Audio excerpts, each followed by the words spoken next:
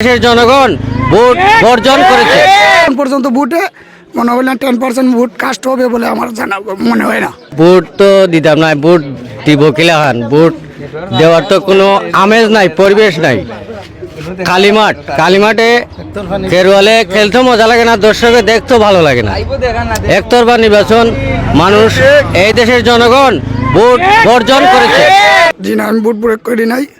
দেশের পরিস্থিতি ভালো না, দেশের অবস্থা ভালো না।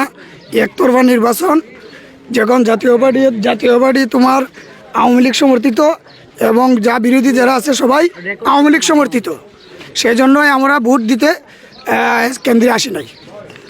কারণ দেশে তো আমরা ভোট দিলেও গত নির্বাচন আমরা দেখেছি, ভোট দেওয়া গেছি, অনেক পাবলিকে ভোট দিতে পারে নাই, তাদেরকে গাড় ধাক্কা দিয়ে বের করে দেওয়া হয়েছে। এবার হয়তো সুষ্ঠু পরিবেশে ভোট হচ্ছে, কিন্তু সেই বয়ে এখন পর্যন্ত ভোটে মনে হয় না 10% ভোট কাস্ট হবে বলে আমার জানা মনে হয় না।